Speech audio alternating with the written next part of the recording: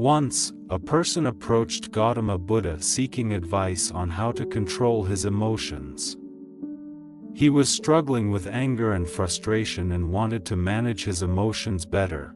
Buddha smiled, asked him to sit down, and said, "Let me tell you a story. Once, there was a king who ruled a prosperous kingdom. One day, he decided to visit a neighboring kingdom because he had heard of the great wisdom of its king. The neighboring king welcomed him with great honor and prepared a grand feast in his honor. During the feast, the visiting king noticed a fly in his soup. Disgusted, he ordered his servant to bring him a new bowl. The neighboring king, seeing this, kindly said, "Your Majesty, please do not be angry. It was just a small fly." "It does not matter," the visiting king replied, "I cannot tolerate such things. Even a small fly can ruin my mood." The neighboring king smiled and said, "It is not the fly that ruined your mood, but your reaction to it. You have the power to control your emotions. Do not let them control you." The visiting king took this advice to heart. When he returned to his kingdom, he began practicing the art of not reacting. He stopped letting little irritations control his emotions and, instead, learned to respond thoughtfully. Over time, he became calmer in challenging situations, made better decisions, and improved his relationships. Far from the kingdom, there was a young man named Michael. Michael was very emotional and often reacted impulsively to situations that upset him. He would get angry, say hurtful things, and end up in arguments. This caused harm to his relationships. One day, Michael decided he wanted to change.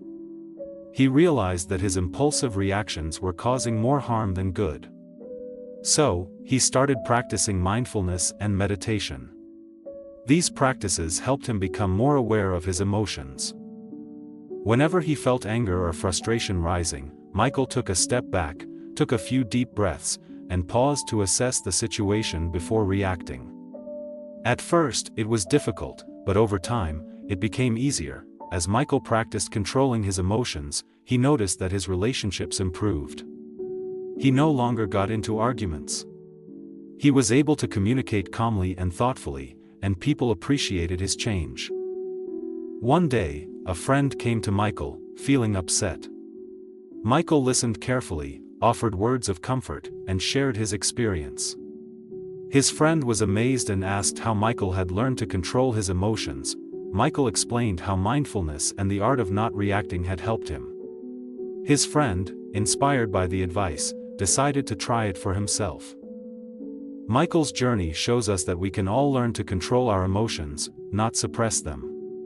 By practicing mindfulness and not reacting impulsively, we can respond thoughtfully and avoid unnecessary conflict. This practice can help us improve our relationships, make better decisions, and lead a more fulfilling life. The moral of the story is simple. We may not always control what happens to us, but we can control how we react. By mastering this skill, we can transform our lives for the better.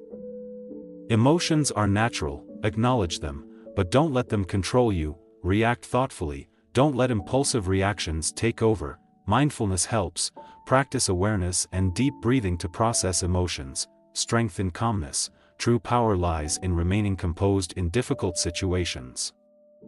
Anger will never disappear as long as we hold on to resentment. To conquer oneself is greater than conquering 1,000 enemies on the battlefield. The mind is everything. What you think, you become. Happiness comes from within. Do not seek it outside. Love and compassion are the keys to happiness. Letting go of attachments gives us freedom, and freedom is the only condition for happiness. To live a peaceful life, we must learn to let go of our attachments, whether they are to anger, anxiety, or material things. Only by mastering our emotions can we live a life filled with peace and happiness.